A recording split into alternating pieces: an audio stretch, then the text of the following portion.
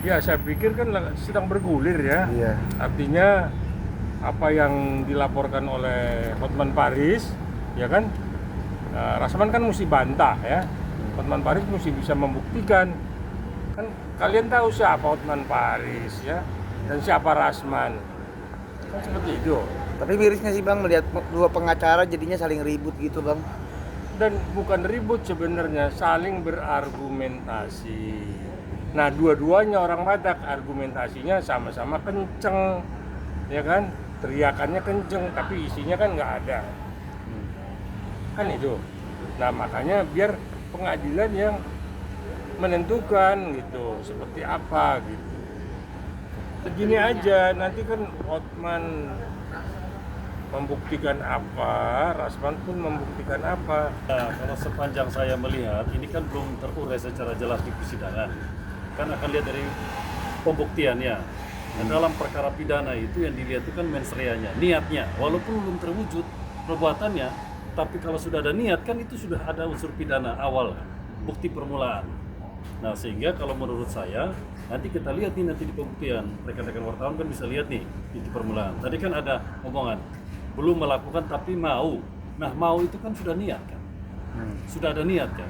Nah, kalau sudah ada niat dan itu Rasman bisa membuktikan, berarti bisa juga kan apa yang dia Rasman lakukan itu benar kan? Kan gitu. Jadi tidak harus ada terjadi sesuatu perbuatan, niatnya itu juga sudah.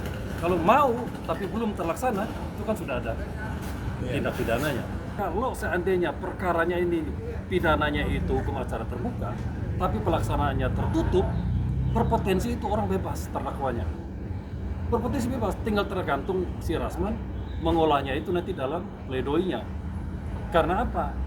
Tuduhan perkara pidananya Rasman itu kan hukum acara terbuka. Kalau penerapannya dia hukum acara tertutup, kan sudah tidak sesuai dengan hukum acara.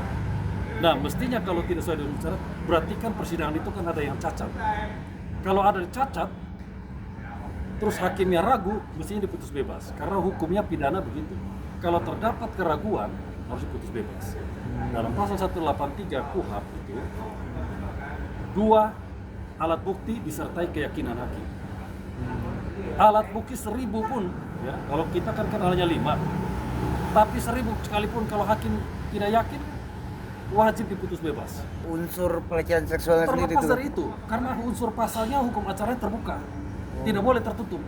Nah, makanya kalau ada berita bilang ini hukum acara tertutup, loh, pasal dakwaannya kan terbuka. Beda dengan pelecehan seksual. Kalau pelecehan seksual, ya pidana tersendiri aja dengan hukum acara tertutup. Nah, tinggal Rasman aja, tinggal mengolah dalam pledoi. Hukum acaranya ini dalam persidangan itu cacat. Karena apa? Pasal yang dituduhkan itu pasal pidana terbuka hukum acaranya. Tapi karena pada praktik tertutup. Itu kan bisa cacat hukum kan?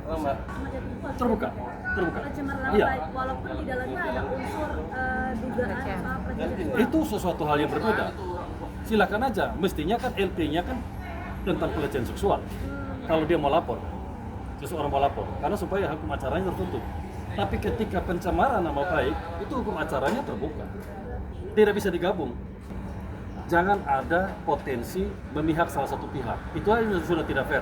Nah, kalau penegakan hukum sudah tidak fair, mestinya kan terdakwanya harus putus bebas.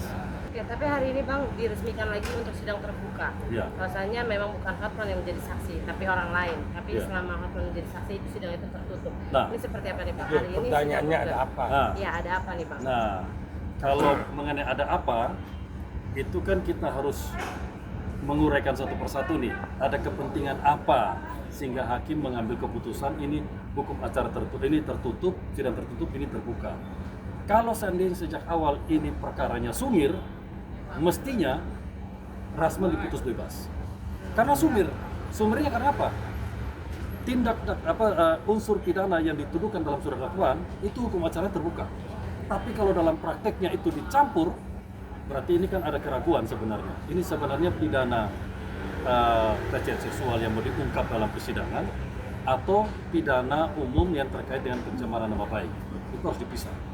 Tidak bisa abu-abu. Kalau abu-abu harusnya Rasman diuntungkan. Nah, dan saya minta peradilan pun dalam hal ini pengadilan harus fair. Jangan melihat dari kacamata kuda pesanan ataupun dengan ada titipan, jangan. Nanti orang tidak percaya lagi penegakan hukum di negara ini.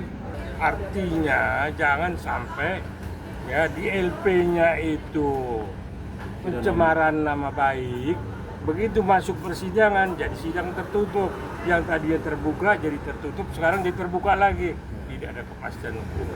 Maka yang dirugikan si lapor, yaitu Asman. Jadi kalau tidak ada kepastian hukum kemungkinan bebas. Harus Asman harus bebas. Harus bebas.